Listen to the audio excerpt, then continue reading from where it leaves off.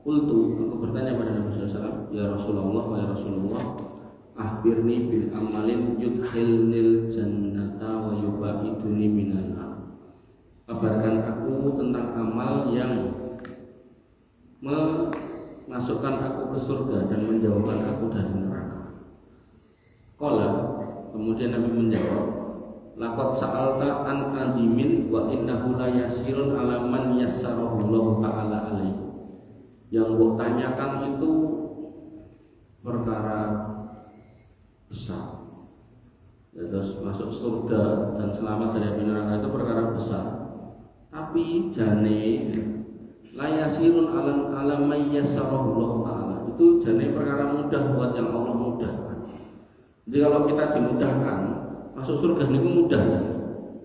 Kalau kita dimudahkan maka selamat dari neraka itu juga mudah. Nah, caranya gimana? Kata Nabi, ta'budullah wa la tusyriku bihi syai'a. Kamu menyembah Allah dan tidak berbuat syirik. Itu dulu. Orang Islam kalau sudah berbuat syirik, ya masalah. Tapi kalau kemudian dia menjauhi kesyirikan, aman. Wa tuqimu shalah.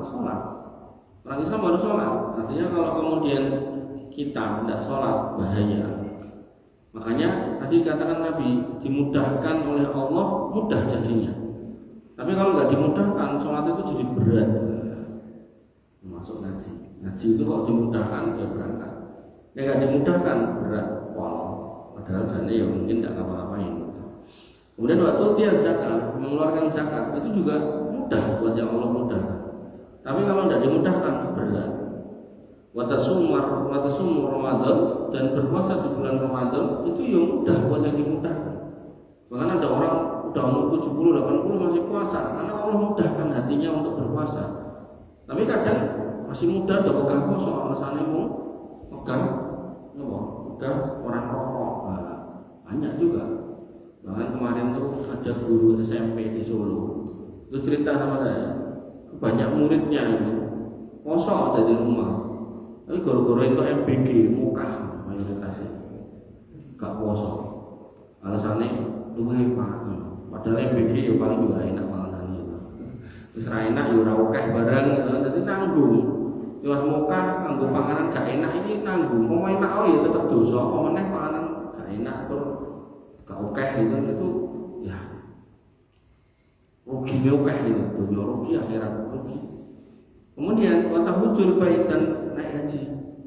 Itu juga kalau orang dimudahkan, mudah dia berangkat. Bahkan tukang sapu, tukang sampah, tukang parkir naik haji ada. Tapi nggak dimudahkan, itu suka miliaran, tapi juga munggah haji, ya ada juga. Semua pola. Kemudian Nabi bertanya, kalau adulukum al abwabil khair, pengen nggak kamu tak kasih tahu pintu-pintu kebaikan? Kemudian Nabi menjawab, as-shaumu junnah, puasa itu perisai. Wasodaqatu tudfi'ul khati'ah kama tudfi'ul ma'an-nar, dan yang namanya sedekah itu menghapuskan dosa kayak api menghapuskan air dihapuskan dengan api. Api jangan guyur air langsung mati. Maka kalau jenengan punya masalah, punya penyakit, punya hal-hal yang membebani pikiran, sedekah. Kemudian kamu dikasih rezeki Allah banyak sedekah. Biar masalah-masalah itu pergi. Makanya orang-orang yang banyak sedekah itu biasanya masalah-masalahnya jarang. Nah, kemudian dikatakan lagi, wassalatu rajulu min jawfil lail, salatlah malam. Kamu salat malam, masalah-masalahmu akan pergi. Pintu-pintu kebaikan akan terbuka. Orang yang salat malam itu biasanya paginya dia itu, ya ini mau pengamatan saya. Orang-orang yang rutin tahajud itu kalau pagi itu dia nggak pernah ketok susah, nggak pernah ketok kayak orang mumet stres itu enggak. Dia orangnya santai, senyum-senyum gitu. Melihat dunia itu bukan harus ditangisi, tapi dia akan selalu tersenyum walaupun BBM naik gitu.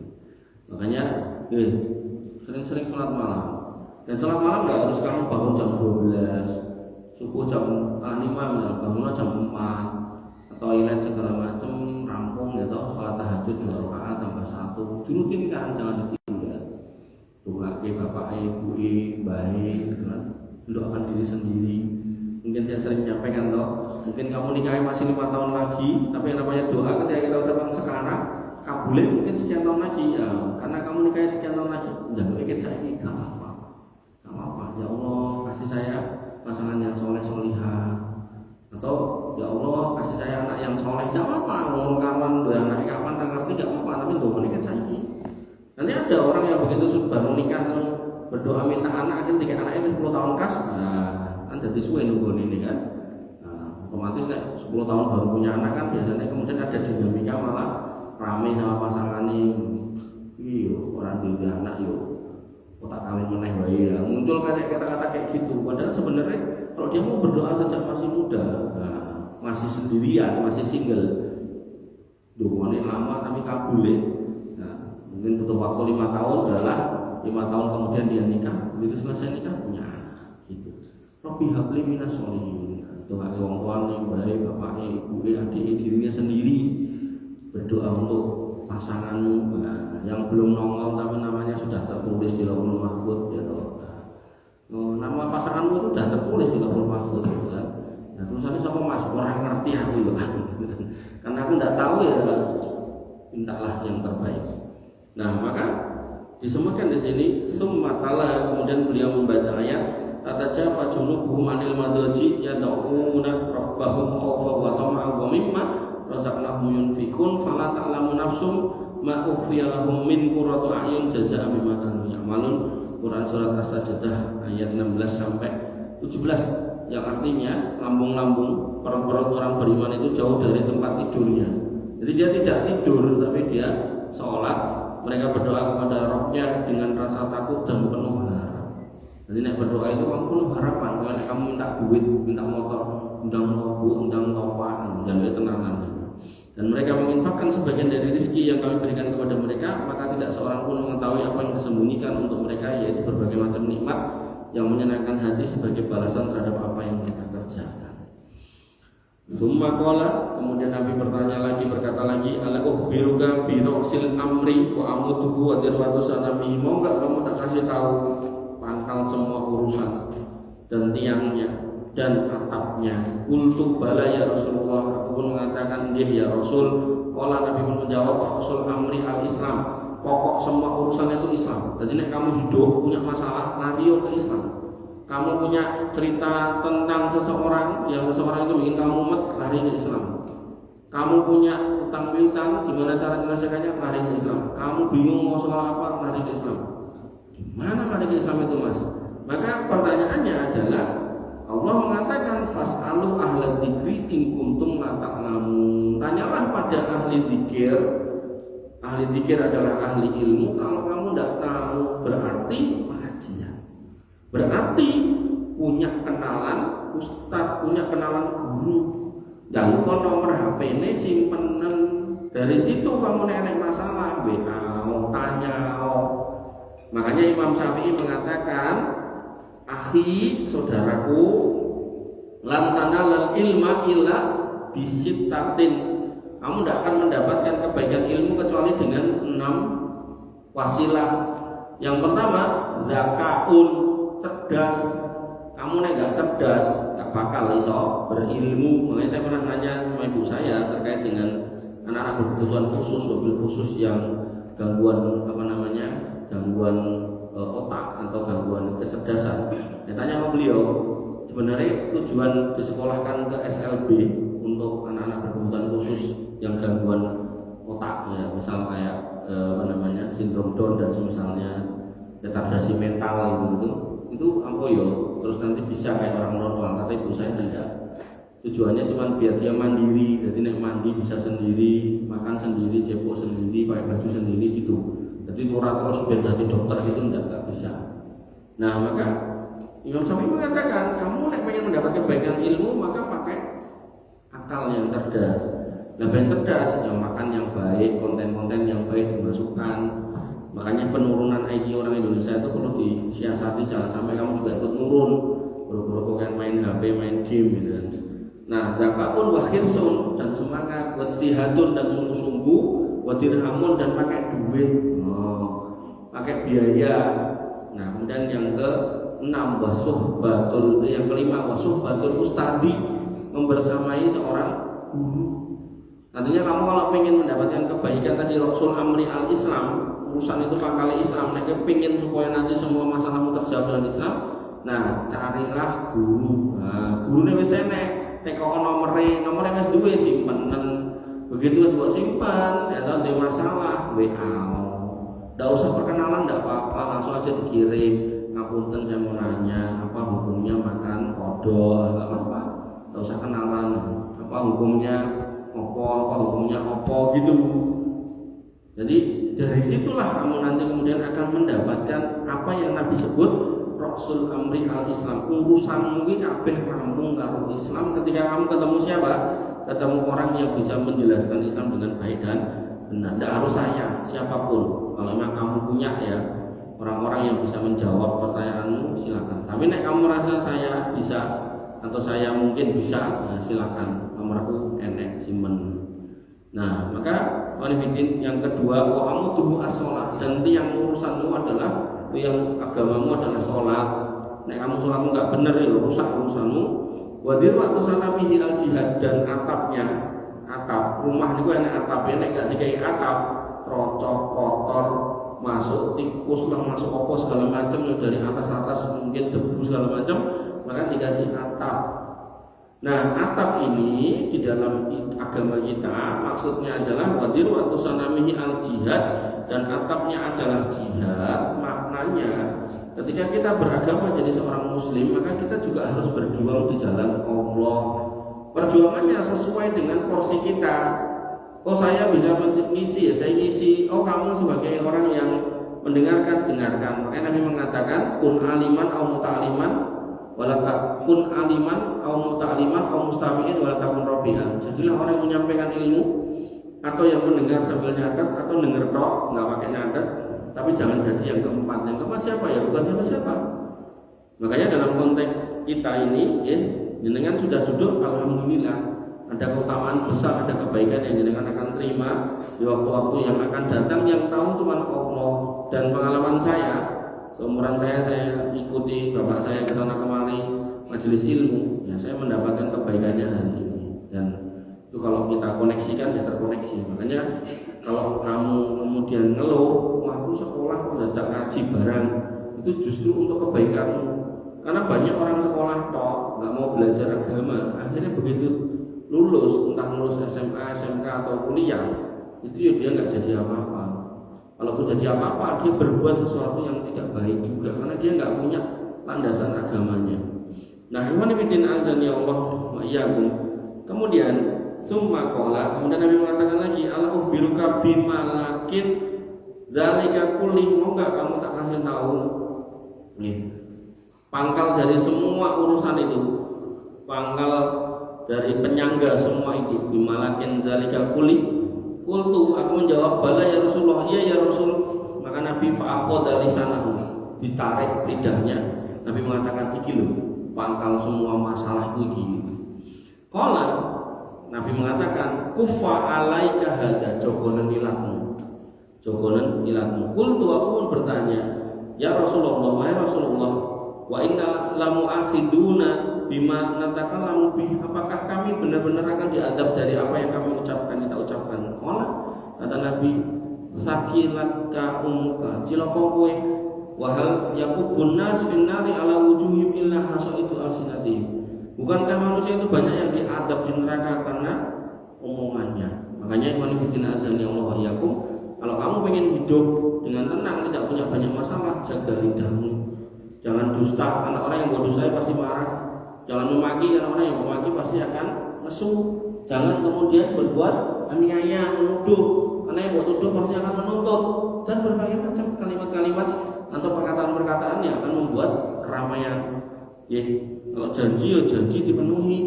Ya, misal kamu nanti mau nyalon presiden, saya janji yang akan membuka 20 juta lapangan pekerjaan, buka, cuma ngomong tok gitu kan. Ya. Kalau kamu janji pengen mensejahterakan rakyat, sejahterakan, jangan ngomong tok. Kalau semakin banyak orang terdolimi dengan ucapanmu, maka mereka semua akan bersiap menuntut di hadapan Allah Subhanahu Wa Taala. Makanya kayak kasus MBG misal, itu nanti dikorupsi, itu puluhan juta anak Indonesia menuntut di hadapan Allah. Iki jatah panganku kudune lawe ikan tongkol atau ikan lele utuh, ya Allah, ini malah gara-gara dikorupsi akhirnya isini wak cetul dan gitu. Nah, maka nuntut itu harusnya saya dapat gizi, telur ayam utuh satu, tapi gara-gara dikorupsi kayak dok cecak gitu kan. Nah, maka hal kayak gini nih bahaya loh. Dan kamu mendolimi satu orang aja, misalnya kamu mendolimi saya atau saya mendolimi kamu, satu orang di antara kamu, nanti kamu itu datang nuntut kepada yang mendolimi. Ini nanti didolimi puluhan juta, oke, biangat yang menuntut. Saya tidak sedang menceritakan sisi politiknya sekolah. Cuman saya ingin menceritakan pelajaran buat kalian generasi muda.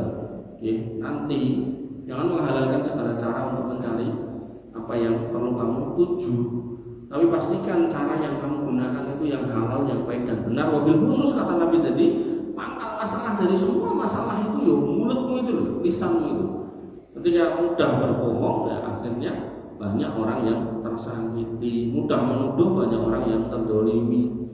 Sehingga iman fillah azani Allah wa iyyakum, kembali ke sini tadi saya memberi garis bawah Rasul amri kullihi al-Islam. Pangkal urusanmu biar kamu nggak pusing, biar kamu ketemu solusi agama, biar kamu bisa tahu agama, carilah majelisnya. Begitu udah ketemu majelisnya, kenalilah gurunya. Begitu sudah kenal, carilah apa jalurnya, kontaknya. Begitu udah dapat, nah manfaatkanlah ilmunya. Caranya piye? Caranya tadi ini ada masalah, tanya, jangan disimpan. Makanya saya sebenarnya seneng nek kamu tanya pas di sini, tapi lebih seneng lagi nek misal kamu ada masalah kamu mau WA. Dan nggak usah kenalan, nek Mas Fatku kan nomornya wis baca tak simpen nek jenenge sudah, aku tahu nomornya itu deh gitu. Cuman yang sisanya ini nek mau WA aja, nggak usah kenalan gitu kan. WA aja tanya hukumnya ini apa, hukumnya itu apa gitu kan.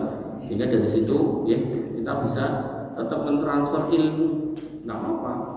Ada di satu masjid di sekitar sini nih, WA saya udah berkali-kali. Satu ketika pas ketemu, tak tanya, ngomongnya di masalah oke, ngomongnya WA, anteni orang enak. Lah sing WA biasa nih mana pulau, sing di, kunjungan pun jawab. Lah sing di aku orang ngerti, zaman sing di, sing ini pulau, sing gambare pasukan pemanah. Nah, jadi profil picture-nya, profil gambar profil ini pasukan pemanah dengan pakaian perang, terus nganggo topi perang, nganggo panah, awake kuru tur kekeren kae lho, kotak-kotak kae lho. Padahal wong lemu bunder kaya aku. Jadi aku ora kebayang nek iki wong kuwi nek kok.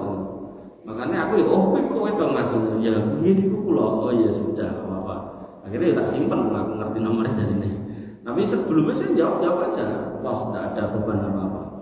Makanya itu contoh dan nggak harus ke saya ya. Artinya nek di masjid Johor itu di tempat kalian di masjid Rahmah ada yang bisa ditanya, alhamdulillah ditanya di situ. Yang di Nurul Iman, yang di Tangkilan ada yang ditanya, tanya di situ tidak apa-apa. Tidak harus kemudian ke saya. Tapi nek misal kamu nanti kok sopo bingung, tanya ke rumput yang bergoyang dia cuma bergoyang saja, gitu kan? Maka tanya ke saya tidak apa-apa. Oke, itu aja materi yang bisa saya sampaikan.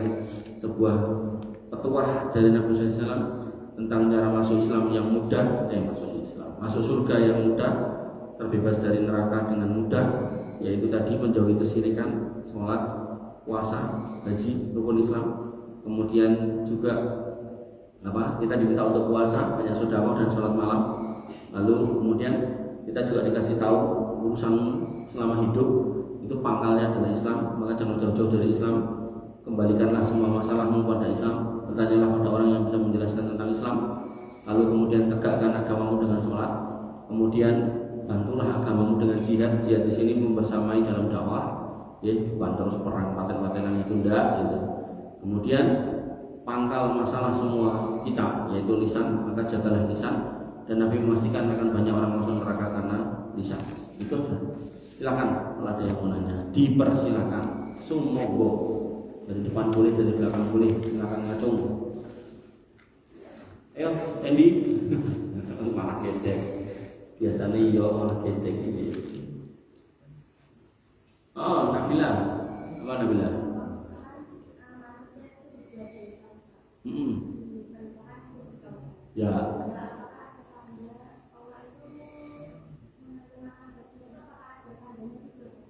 Tanda orang yang diterima tobatnya. Oke. Udah. Oke. Ada. Tanda orang diterima tobatnya adalah dia bersemangat untuk berbuat baik dan meninggalkan yang buruk.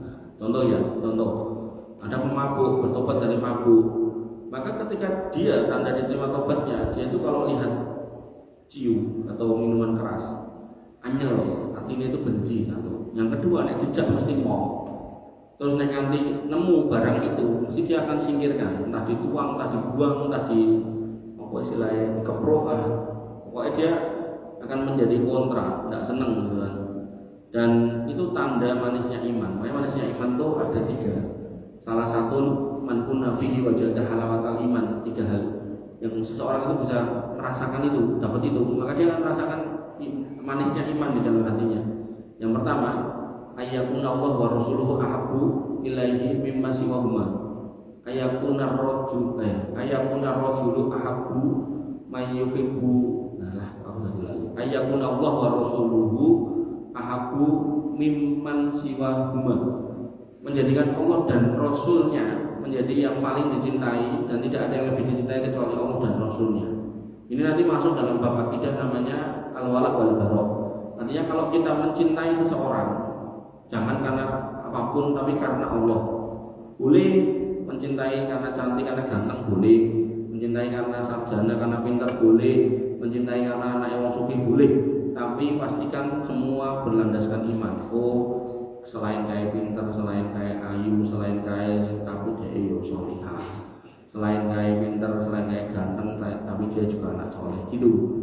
Nah, kemudian nek kamu bisa kayak gitu, imanmu manis. Makanya nanti nek kamu bisa ketemu pasangan yang seperti itu, nanti nek kamu menua bareng dia pun nggak akan peduli dengan ketuaan kamu. Nek menggendut bareng dia, kamu nggak akan dipedulikan tentang gendutmu. Jadi gak mau kowe lemu, dengan kue lemu aku malah rasa tuku kasur gitu. Karena yang dicari kan tadi dulu keimanannya, penting sholat kan. Tapi nek tambah ayu terus gak sholat loh, masih punya iman tak wong lanang tetep mau. Kue buat tambah ayu, tambah putih, tambah piye, nek ora sholat aku yang mending golek sing sholat gitu. Nah, kemudian yang kedua, wala wa alla yukrihal mar'ula yukrihu illa lillah, dan dia tidak membenci seseorang atau orang lain kecuali karena Allah. Apa tahu apa padu karo bojomu, adanane anyar takon salat megah. Wong wedok nang kudungan megah. Malah dene metu karo cedhak ngono. Pokoke tak elekke sing 23 nek nganti ping 20 tak balekke ning wong tuane. Nah, itu ndak apa-apa. Marah karena ada pelanggaran syariat. Termasuk orang istri juga itu. Wah, pas ketemu sama-sama aktivis masjid, nikah, bareng nikah orang sholat, kasih tahu mas sholat toh, aku nikah karo kowe, mergo kowe iki jenengan iki aktivis masjid sholat, ngono ngerti kowe, risma masjid ngono. Ini orang sholat iki piye? Tetep ora sholat, mas. Iki tak ultimatum, mas. Tak ultimatum. Aku biasanya ya mau meneng manut, soalnya aku yang ngerti nek karo bojo yang lama ya ora bener. Tapi lama lunjak itu juga nggak bener. Tapi ini saya juga punya prinsip mas, dengan nek gak sholat, ngapunten aku moh karo kowe.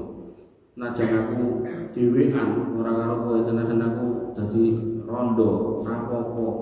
Aku luwih mulya nggih daripada harus ngancani kowe sing gak sholat. Enggak apa-apa. Nah, kemudian yang terakhir, kemudian dikatakan bahwasanya dia juga tidak senang untuk kembali kepada kekufuran, sama kayak dia nggak senang kalau dicemplungin ke neraka. Artinya kalau dia pernah kafir masuk Islam, maka dia nggak akan pernah mau lagi balik. Orang kalau bisa sampai kayak gitu, itu dia masuk dalam manisnya iman. Dulu ada pendeta namanya Yahya Waloni masuk Islam. Masuk Islam dia bilang, saya dulu waktu kafir, kata dia, nggak punya rasa takut saya sama siapapun, nggak ada. Maka kalau dulu saja saya di tepian jurang neraka, ibaratnya cara aku mati aku nyemplung neraka, aku iso sekedel itu. Hari ini saya yakin ini jalan yang benar dan mengantar saya ke surga. Saya tambah nggak punya rasa takut.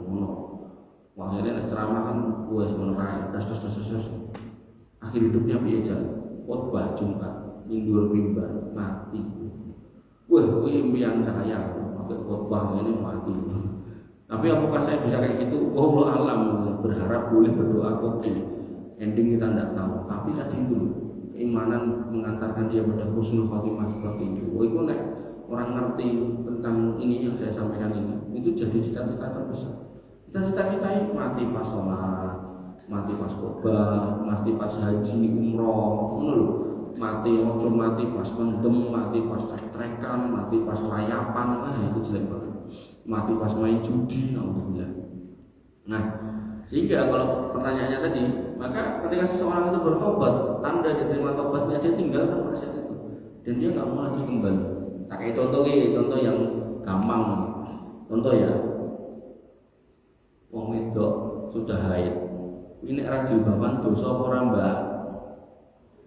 Nah, dosa. Jadi kamu nek nggak jilbaban dosa. Karena itu dosa, akhirnya saya nanti aku tobat, mulai sekarang aku jilbaban. Sehingga kemanapun kamu pergi akan kamu pakai. Mbok dilok ke wong wis saiki koyo ibu-ibu, mbok ben gitu kan. Mbok ben aja koyo ibu-ibu, aku boleh ke mbah-mbah ora apa-apa.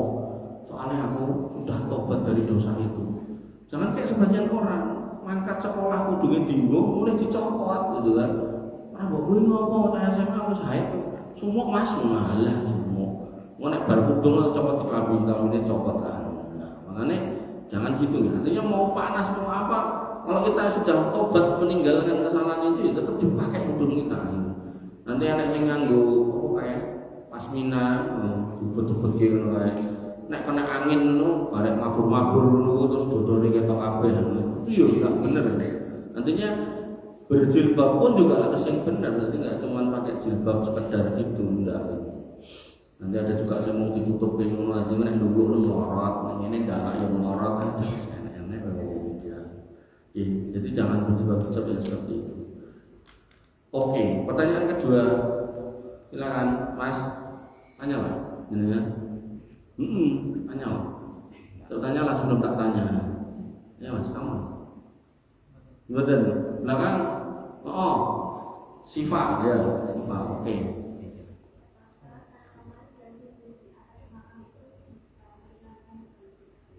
Oke.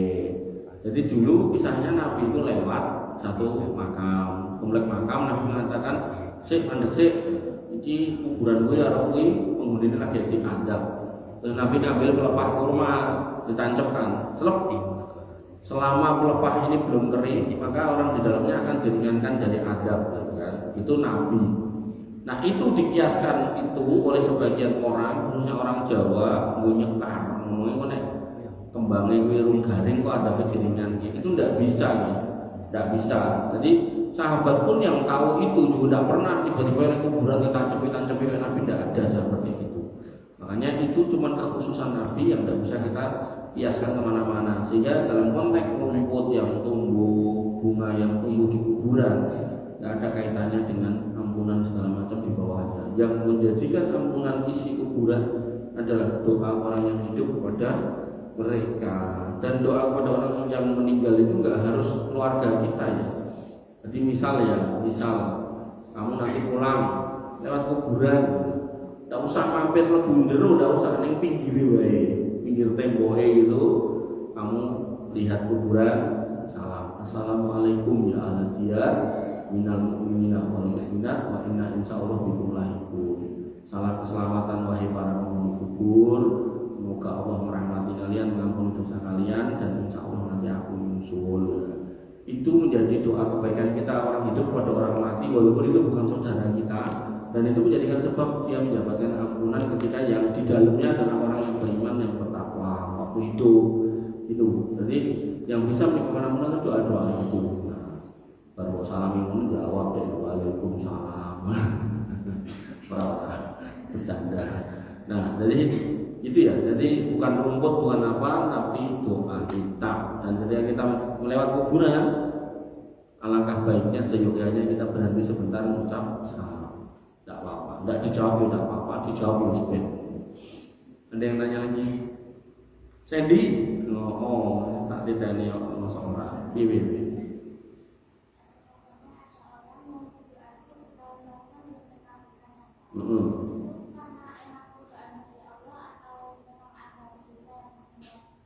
Siap. Banyak ya parameternya ya. Ada yang karena dosa, fa'anna yustajabulah, mana mungkin terkabul kalau dia makan barang haram, minum barang haram. Artinya kalau kita ngapunten, kita pelaku dosa-dosa itu ya kita harus bertobat dulu. Kok kita sudah tobat, gak makan yang haram, gak minum yang haram, rajin sholat, rajin ibadah, rajin zikir, kok cirung kabul, maka itu bagian dari cobaan Allah untuk kita bersabar.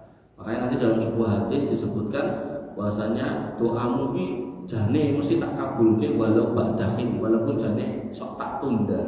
Penundaan ini dalam doa itu sudah dimaklumkan oleh Allah, tidak apa-apa, wis biasa. Makanya tadi saya bilang, kalau kamu hari ini sebagai anak-anak muda ini ya, bisa memastikan keimananmu baik, gak aneh-aneh, gak neko-neko, gak berbuat dosa besar, selalu sholat, insya Allah tunggumu kabul.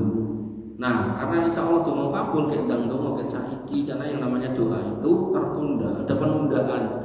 Penundaan bukan karena Allah tidak sanggup ngasih sekarang, bukan, tapi karena Allah ingin melihat ada usaha, ada kesabaran, ada ketekunan, ada keteguhan, ada keimanan yang main di situ, ada keyakinan yang lahir di situ.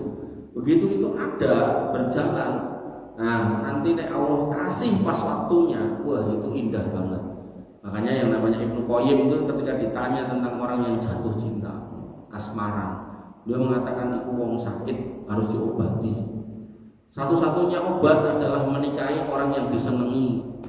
Nek dijak nikah emoh, maka kata dia jauhi. Nah, maka nek dalam konteks kalian anak muda, maka pertanyaannya dikembalikan, kowe wis pengen kawin apa urung, pengen nikah apa urung? Nek memang sudah pengen, bukalah pintunya, tapi kalau belum, tutup rapat-rapat sampai kamu waktunya. Sehingga nanti ketika datang waktunya, kalau ada yang bertanya, kamu bisa menjawab ya dan tidak. Ojo kemudian jangan cek yo. Nah, itu akan terjadi ketemu dengan yang baik, berjodoh dengan yang baik. Al-khabisatu lil khabisina wal khabisuna lil khabisat. Yang jelek dapat yang jelek, wa thayyibuna lit thayyibat, yang baik dapat yang baik. Karena salah satunya adalah doa. Makanya berdoalah dari sekarang, sehingga harapannya nanti begitu pintumu itu dibuka, pintu ling mau nikah itu dari lanang yo perempuan iya, laki-laki iya, perempuan iya, ketika itu sudah waktunya mau buka, biar sing teko ki tenan-tenan sing soleh dan solihah gitu. Dan dalam berdoa jadi kan enggak cuma minta soleh-soleh tok, boleh. Anas bin Malik itu didoakan Nabi, Allahumma aksir amalahu aksir auladahu. Ya Allah kasih dia banyak hartanya, kasih dia banyak anaknya. Wa barik lahu fima ataitahu, dan berkahi dari harta dan anak yang banyak itu. Berarti apa? Nek kamu minta hari ini minta yang soleh, itu sugih, itu ganteng, koyo apa gitu kan? Nah, boleh, enggak apa-apa. Soal kok tekone ganteng nek ra patek sugih ya ora apa-apa, ning soleh kan gitu.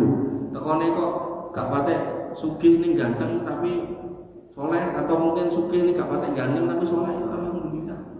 Syukur-syukur sesuai sing minta. Makanya meminta itu sebenarnya bebas. Kan tadi doa minta kaya itu ada dua. Allahumma kfina bihalalika an haramika wa aghnina bifadlika amman siwa. Ya Allah, cukupilah kami dari yang halal, jauhkan dari yang haram, jangan sampai kita tergantung pada yang haram. Dan yang kedua tadi minta banyak langsung, harta yang banyak, anak yang banyak, boleh. Makanya dalam konteks tadi jodoh misalnya itu, kamu minta aja sekarang, minta laki-laki yang soleh, yang taat, yang sregep, yang rajin, yang sugih, yang pintar, nggak apa-apa. Yang laki-laki gitu, minta perempuan yang istri yang cantik, yang solihah, yang ini, nggak apa-apa gitu. Nah, nanti pas kamu buka itu pintunya, wah ini waktunya nyari nih. Nah, nggak lama dari situ ketemu gitu. Kasih contoh nih, saya punya santri saya itu semester 7, tak kirim ke Jakarta untuk tugasnya mengurusi perusahaan saya di Jakarta. Ya ketua dari santri-santri saya, ketua Rismane, terus sana ada yang desain, tak kirim di sana ke Jakarta, nyewangi sini Jakarta.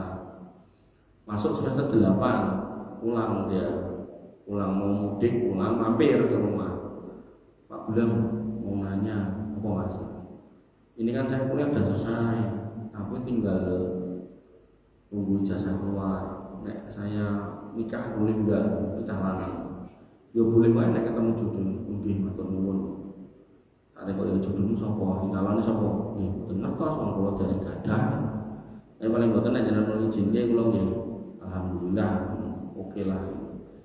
Nah, terus enggak lama dari situ ada ibu-ibu di pengajian ngomong sama saya, Pak Ustaz, anak gadis saya mau dicarikan jodoh. Oh gitu? Oh ya pas pun tau ya. Tak waca biodatane, dia punya kriteria pokoknya yang liyane ini ngikut, tapi kriteria intinya dia nggak pengen punya suami yang lebih pendek daripada dia. Jadi duit piro mbak ini? Tak lihat di situ tingginya 170, perempuan 170, seneng olahraga. Nah, tak sodor ke laki-laki sudah, sekarang itu ya mapan, di toko, pengusaha lah, wirausaha lah, ditolak. Goro-goro dhuwure mung 108, kurang 2 cm moh. Jadi buat duit itu kurang 2 cm moh, karena buat dia tidak pengen nek melaku sing lanang wis cendek tidak mau. Akhirnya pas santri saya itu ngomong gitu, tak tekoi dhuwurmu piro Mas? Saya Pak bilang, saya 175. Weh, itu pas mentok ya. Terus tak tempuk sama itu, ketemu benar sih ahwate itu tidak terlalu melihat apa-apa. Buat dijelaskan anak orang dulu, anak orang desa orang gagas, yang penting dhuwur. Nikah besok tanggal 14 bulan depan. Padahal lagi kenalan sebulan atau 2 bulan yang lalu. Makanya itu loh tadi saya bilang, ya jangan jalani hidup itu dengan santai, tidak usah terlalu banyak pikiran yang aneh-aneh, tawakal sama Allah, ya. Kemudian banyak berdoa dari sekarang. Nah harapannya dalam perjalanan waktu itu ketika siklus itu berjalan bertemu dengan kamu, Allah mudahkan wayai golek gawean, Allah kasih kerjaan yang benar, wayai ketemu jodoh kasih jodoh yang baik, wayai ngapunten gue anak dikasih anak juga yang baik gitu loh, anaknya sehat, gak ada yang cacat, semuanya baik gitu kan. Maka itu yang kemudian saya berharap lah dari teman-teman ini yang pada ngaji ini, ya jangan sampai kita itu ada di posisi-posisi yang kemudian terlalu mikir dunia, akhirnya malah stres, nom-nom kok stres. Dulu loh kita lihat orang gila yang jalan itu rata-rata wong itu tuwek-tuwek. Saya kita nom-nom ini ki enek sing mesti dan enek. Bahkan sing masih SD gila itu juga ada, saya bingung. Mau foto ini, jadi enek opo, enek masalah opo gitu. Jadi kuatkanlah hatimu, kuatkanlah mentalmu, imanmu, jangan sampai dunia itu membuat kamu harus stres sampai gila. Pertanyaan berikutnya, Fathul, ojo ragu. Piye? Dan pemerintah sekarang. Oh, itu. Terus satu orang yang dia anti pemerintah itu gimana HTI? Oke. Jadi saya kan ngajar akidah ya. Jadi buku-buku akidah itu tak kumpulkan. Ada sekitar 16 buku. Itu beberapa masjid itu adalah requestnya kitab akidah. Yang sudah rutin akidah dekat sini itu mutakin orang tengah itu saya ajarkan semua kitab akidah. Ada akidah Imam Sufyan As-Tsauri, Imam Humaid, Imam Ar-Raziani, Imam Bukhari gitu kan. Kemudian Imam Al-Muzani, semua imam mengatakan kalimat yang sama, as-sabru tahta liwa'is sultan. Kita tidak boleh membenci pemerintah. Kita mungkin tidak senang sama kebijakannya, tapi kita tidak boleh sampai pada posisi benci. Karena apa? Kita tinggal di negeri yang mana dia mimpin. Maka kita perlu mencontoh apa yang dilakukan oleh Al-Imam Ahmad bin Hanbal, yang mana beliau mengutip perkataan Sufyan ibnu Uyainah ketika mengatakan bahwasanya lau anna li da'watul mustajabatun la ta'utuhu sultan. Kalau aku punya doa yang mustajab, doa itu akan tak gunakan untuk mendoakan penguasa. Ini menunjukkan bahwasanya as-sabru tatahli wa sultan, kita diminta untuk bersabar pada kepemimpinan siapapun, karena mau nggak mau kita tinggal di sini. Ibaratnya ini, ojo kok jadi presiden, aku itu jadi bapak. Aku ini jadi kok anakku mungkin jawabannya macam-macam. Enak sih mungkin ngomong galak, enak sih mungkin ngomong apa jenisnya, aku itu orang yang keras gitu. Dengan berbagai macam kekurangan mungkin akan terpuncak gitu. Cuman pertanyaannya, kita kan nggak bisa lari dari kenyataan kalau kita anak dari seseorang. Pertanyaannya apakah kita harus mendemo bapak kita? Kan enggak. yang benar biar dia jadi baik, bapak itu jadi baik, kita doakan. Nah, sembari kita doakan kok dia belum berubah, kita bersabar. Wong yang namanya anak itu kan given, kita jadi anak siapa kan nggak bisa milih. Nggak bisa kamu milih dari anak Pak Prabowo kan nggak bisa. Kita ya anak bapak-bapak kita itu. Maka mbok saelek-elek bapakmu, nek kowe pengen bapakmu baik, dongakno kan gitu. Umpama urung apik kaya sing mbok karepe ya sabar. Nah, rumus itu dipakai dalam bernegara. Kamu nek dulu ada namanya Edi Tansil, koruptor Cina. Dia sampai hari ini hilang, nggak pernah ketemu. Kemana? Kabur di negara Cina, rupanya lupa Cina. Nah ini kita, kalian, mereka kabur di Cina, dilokke Cina kok ireng. Mereka kabur di Afrika, dilokke orang kok kurang ireng.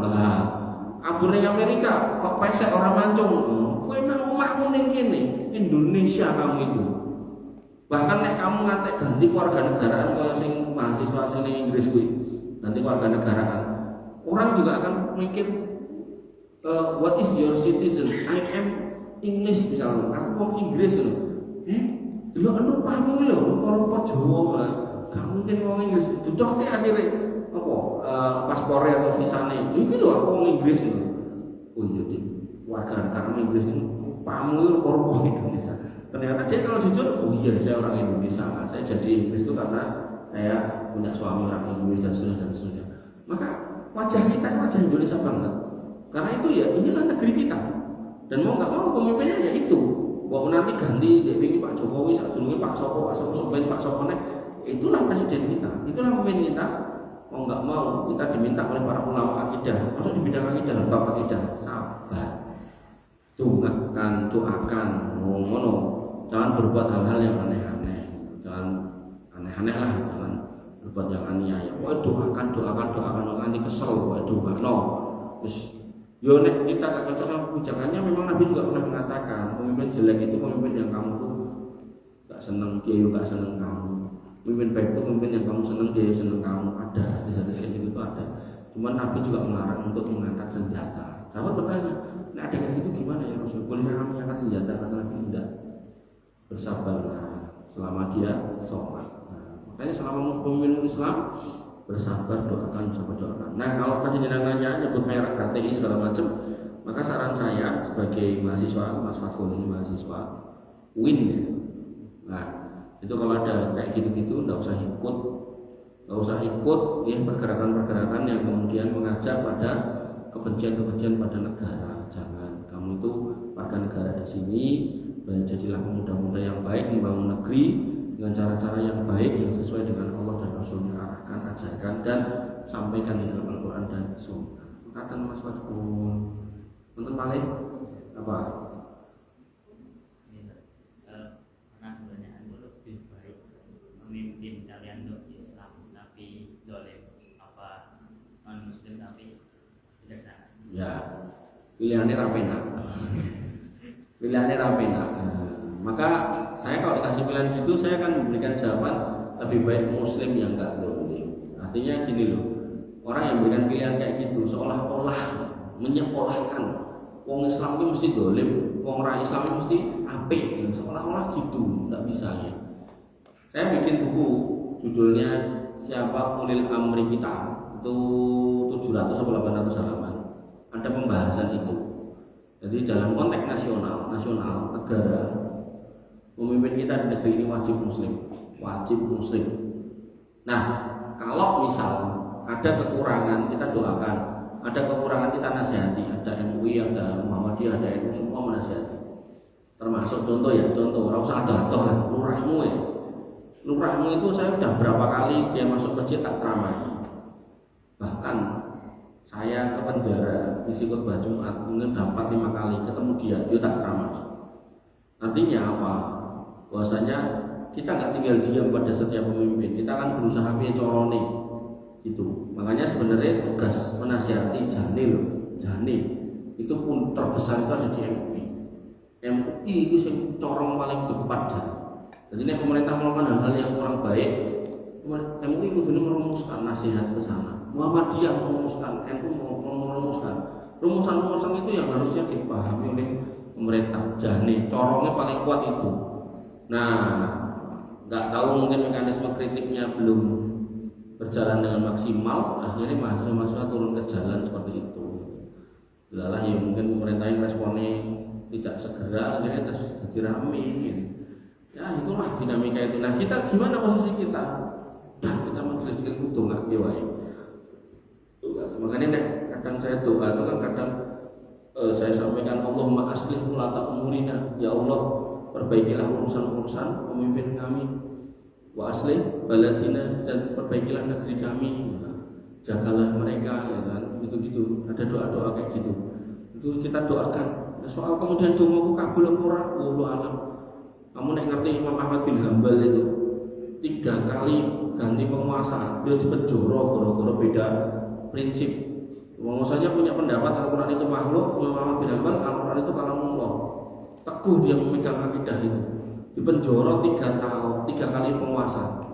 Dan murid-muridnya ngenteni di luar, minta supaya beliau berfatwa untuk jihad melawan penguasa. Imam Ahmad bin Hambal ngomong, beliau lebih seneng ngomong apa? Lawan ini dakwatul mustajabatun kita dakwatul sultan. Nek aku punya doa yang mustajab, tak tunggangi penguasa. Penguasa yang keempat jadi baik, berubah manhajnya, pemikirannya, karena doa beliau. Dan beliau keluar penjara sudah tua, nggak lama dari situ beliau meninggal. Makanya ya manifestina azani Allah wa iyyakum, yang harus kita pahami, kita pemuda, jadilah pemuda yang baik. Walaupun kamu sedikit, saya yakin tunggu kalian yang tulus, insya Allah bisa memperbaiki negeri. Ada lagi yang mau nanya? Gak ada. Kita tutup dengan doa, dan kita doakan negeri kita. Semoga kita tutup dengan doa. Bismillahirrahmanirrahim. Alhamdulillahirabbil alamin, hamdan syakirin, hamdan naimin, hamdan yuafi ni'amahu wa yukafi mazidah. Ya Rabbana lakal hamdu kama yanbaghi li jalalika wa 'azimi sultanik. Rabbana lakal hamdu anta nurus samawati wal ardi ya man fina wa lakal hamdu la ilaha illa anta subhanaka inna kunna minadh dhalimin wa ila taghfir lana wa tarhamna wa nakunanna minal khasirin. Allahumma ighfir lil muslimina wal muslimat wal mu'minina wal mu'minat al ahya'i minhum wal amwat innaka sami'un qaribun mujibud da'wat wa yaqdil hajat. Rabbana dzalamna anfusana wa illam taghfir lana wa tarhamna lanakunanna minal khasirin. Rabbana hab lana min azwajina wa dhurriyyatina qurrata a'yun waj'alna lil muttaqina imama waj'alna lil muttaqina imama. Allahumma ij'alna muqimina sholahin min dhurriyyatina rabbana wa taqabbal du'a. Allahumma ij'al hadzal baladan aminan mutma'innan warzuq ahlahu minas samarati waj'alna wa banina an na'budal asnam. Allahumma aminna fi awtanina wa aslih a'immatana wa qulata umurina.